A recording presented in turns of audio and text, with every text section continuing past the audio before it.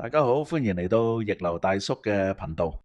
善有善報，惡有惡報。若然不報，時辰未到。呢句說話我哋由細聽到大，但喺現實社會，我哋成日見到啲做盡衰嘢、騙騙嘅人，偏偏揸靚車住大屋，反而安分守己嘅老實人就成日捱更抵夜，生活艱難。好多人開始懷疑因果報應係咪真係存在？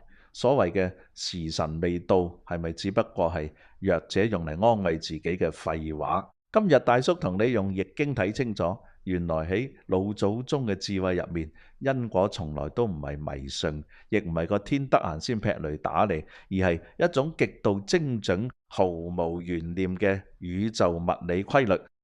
要講因果同時間嘅關係，易經入面有一卦將呢個道理講到透晒，就係8個純卦之一嘅坤為地卦。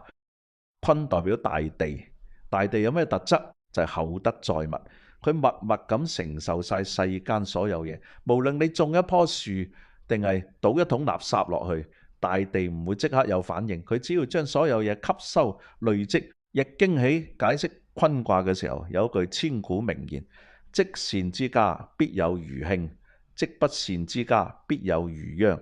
神使其君，子使其父，非一朝一夕之故，其所由來者漸矣。大叔用最白話解釋俾大家聽，呢句話個核心就係一個積字同一個漸字。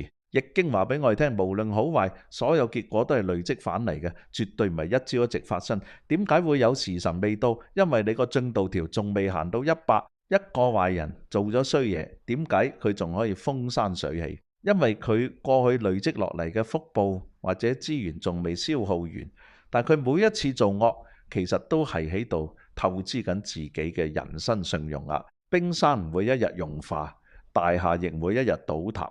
當佢日積月累，將根基鑄到空晒嘅時候，只要一陣微風，成座樓就會冧。呢個冧嘅一刻就係大家講嘅時辰到。所以易經眼中嘅因果，其實就係一條複式效應嘅數學題。能量守恒，你種下咩因，個果就一定會喺未來某一個時間點兌現。爭在係用咩形式爆發出嚟。明白咗坤為地嘅累積規律，我哋應該用咩心態去看待人生？好多人成日覺得好迷茫，係因為大家習慣咗用影相嘅方式去睇人生，即係睇到人哋當下威水嗰一格。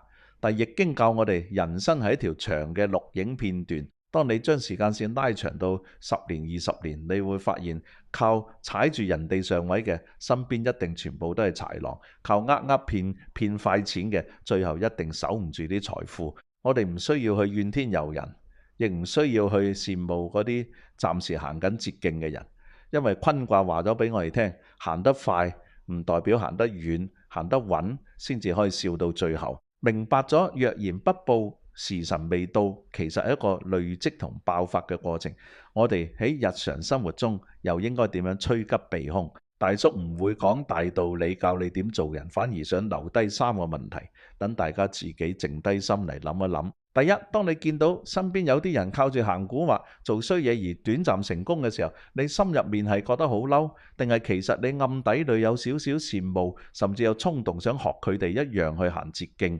第二，人生嘅餘慶同餘殃都係一滴一滴累積翻嚟嘅。你每日做緊嘅細微選擇，例如對屋企人嘅態度、做嘢有無偷工減料、口出惡言，定係與人為善？你覺得自己而家係幫緊未來嘅自己存錢，定係喺度借緊大耳窿？第三，如果時辰到嗰一刻就係人生結算成績表嘅時候，當下呢一刻嘅你到底係恐懼緊嗰個時辰嘅來臨，定係可以好坦然、好平靜咁去迎接佢？易經從來唔講迷信，佢只係將宇宙運作嘅底層邏輯攤開俾你睇。